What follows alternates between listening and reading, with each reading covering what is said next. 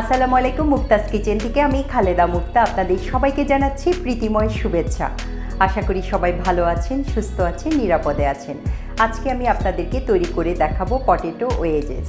আমার বাচ্চারা যেভাবে পটেটো ওয়েজেস খেতে পছন্দ করে আজকে সেভাবেই আমি আপনাদেরকে তৈরি করে দেখাবো। এটা একটা কুইক রেসিপি। আশা করি ভিডিওটা না টেনে পুরো ভিডিওটা জুড়েই আমার সাথে থাকবেন। চলুন তাহলে পটেটো ওয়েজেস করতে কী লাগছে উপকরণগুলো দেখে নিই এক নজরে। পটেটো ওয়েজেস করার জন্য এখানে আমি আলু নিয়েছি 5-6টি মাঝারি সাইজের, এবং মাঝারি সাইজেরই নেওয়ার চেষ্টা করবেন, তাহলে ওয়েজেসটা ক্রিস্পি হয়, ভালো হয় খেতে। এদিকে 1/4 কাপ আছে কর্নফ্লাওয়ারটা অবশ্যই দেওয়ার চেষ্টা করবেন, তাহলে মুচমুচে অথবা ক্রিস্পি হবে ওয়েজেসটা। এখানে 1/4 কাপ আছে ময়দা, 1 চা চামচ লাল মরিচি গুঁড়ো, 1 চা চামচ চিলি ফ্লেক্স, 1 চা চামচ আছে বেকিং পাউডার। আর বেকিং পাউডারটা দিব ওয়েজেসটা ভাজার পরেও যেন কিছুক্ষণ মুচমুচে থাকে, সেই জন্য এখানে আছে 1 চা চামচ অরিগ্যানো। আর আমি অরিগ্যানোটাই কিন্তু ওয়েজেসে ব্যবহার করি। আপনারা চাইলে বে লিভসটাও দিতে পারে, কিংবা কেউ পুদিনা পাতা দিয়েও করে, সাথে ধনে পাতাও থাকে, এগুলো দিয়েও করে, কিন্তু আমার বাচ্চারা যেভাবে পছন্দ করে আমি সেভাবে আজকে তৈরি করে দেখাচ্ছি। এদিকে লবণ আছে, স্বাদ মতো লবণ দিব, আর পরিমাণ মতো ভাজার জন্য তেল। তাহলে মোটামুটি এই লাগছে আজকে রেসিপিতে। মূল প্রসেসে চলে আসলাম। আমি চুলায় পরিমাণ মতো একটু পানি বসিয়ে দিলাম, যতটুকু আপনার ওয়েজেসটা বা আলুটা সেদ্ধ করতে লাগবে। আমি একটু পরিমাণ মতো পানি দিয়ে নিয়েছি, আর এখানে একটু স্বাদ মতো লবণ দিয়ে নেব। লবণটা যে যা স্বাদ মতো দিয়ে নিলেই হবে। এটা বলক আসতে থাকুক, এই ফাঁকে আমি আলুগুলোকে ছিলে নিব। একটা পটেটো পিলার দিয়ে আমি আলুগুলোকে ছিলে নিব। দেখতে পাচ্ছেন এভাবে আমি আলুগুলোকে একটা পিলার দিয়ে ছিলে নিচ্ছি।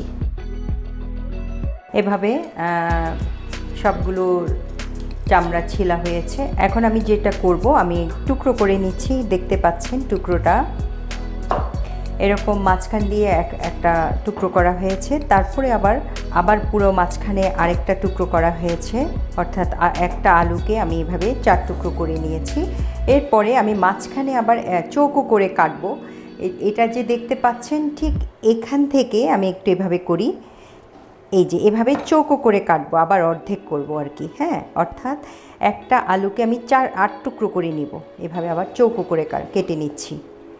টুকরোটা দেখেন, এই যে এভাবে এই যে শীটটা আছে এখান থেকে টুকরোটা করতে হবে, দেখতে সুন্দর লাগে, তাহলে করে নিলাম।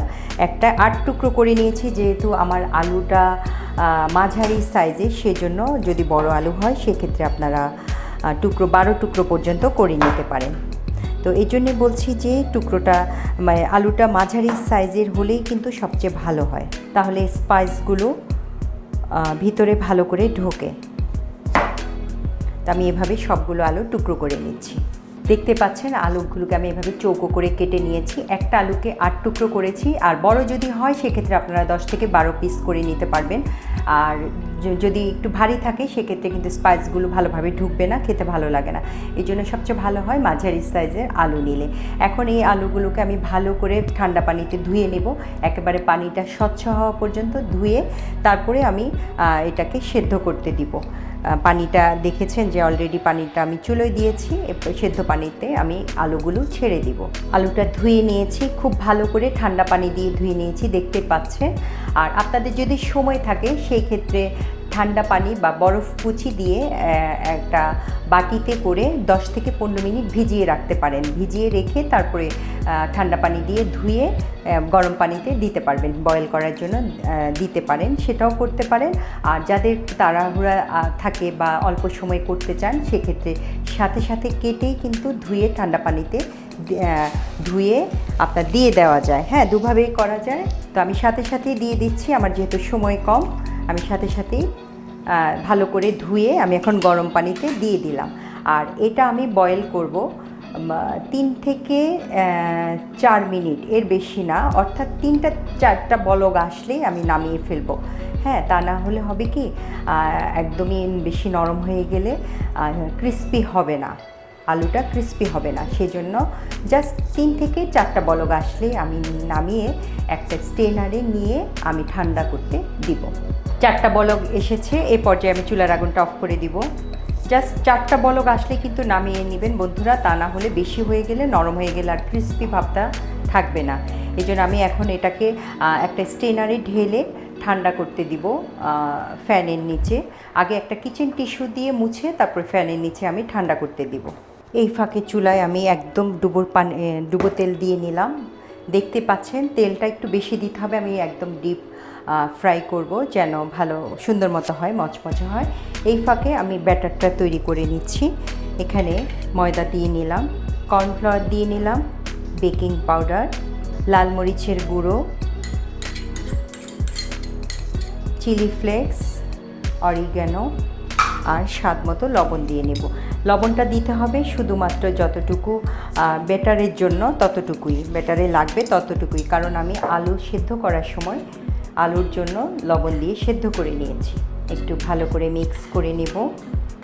করে এখন যেটা করব, অল্প অল্প করে একটু পানি মিশিয়ে ফেটিয়ে নেব। পানি একসাথে দেয়া যাবে না, তাহলে বেশি পরিমাণে পাতলা হয়ে গেলে কিন্তু ওয়েজেসটা ভালো হবে না। এই জন্য একটু একটু করে পানি মেশাবো। খুব পাতলাও করব না, খুব ঘনও করব না, মাঝারি একটা ঘনত্ব থাকবে। আর একটু মনে হচ্ছে লবণ লাগবে। লবণটা যে যার স্বাদ মতো দিবেন বন্ধুরা। লবণ আর ঝাল এই দুটো যে যার স্বাদ মতো দিতে হবে। আর একটু পাতলা হবে, এটা একটু ঘন হয়ে গেছে, তখন একটু পানি দিয়ে পাতলা করে নিতে হবে। ব্যাটারের কনসিস্টেন্সি যদি ভালো হয় তাহলে কিন্তু ওয়েজেসটাও খেতে বেশি ভালো লাগবে। আর এটার সাথে আমি যেহেতু অরিগ্যানো মিশিয়েছি, অনেকে আছে আপনার পুদিনা পাতা কিংবা ধনে পাতা দিয়েও করে থাকে, তো সেটা আপনাদের পছন্দ। আমার বাচ্চারা অরিগ্যানো দিয়ে খেতে পছন্দ করে, এই জন্য আমি অরিগ্যানো দিয়েই সবসময় করে থাকি। এবং খেতে যে কি অসাধারণ বন্ধুরা, জাস্ট তৈরি করে আমাকে জানাবেন। আর এই যে দেখতে পাচ্ছেন ঘনত্বটা এরকম হবে, খুব বেশি পাতলাও না, খুব বেশি ঘনও না। একটু দেখাই, এরকম হবে। তেলটা গরম হয়ে গেছে, এদিকে আলুগুলো অনেকখানি ঠান্ডা হয়ে গেছে। এখন আমি যে ব্যাটারটা তৈরি করেছি এটার মধ্যে গড়িয়ে নিব। আলুগুলোকে গড়িয়ে নিব, আর খুব বেশি দিব না, অল্প অল্প করেই দিব, তাহলে মুচমুচে হবে ভালো। এই যে এরকম হবে, হ্যাঁ, এই যে এরকম, এই যে এরকম হবে, ঘনত্বটা এরকম থাকবে। আমি দিয়ে নিচ্ছি, যেহেতু তেলটা গরম হয়ে গেছে এই জন্য আমি দিয়ে নিচ্ছি। একটু ফাঁকা ফাঁকা করে দিতে হবে।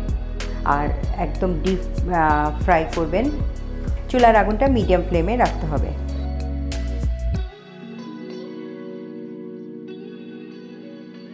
একটা ব্যাচ ভাজা পর্যন্ত অপেক্ষা করব।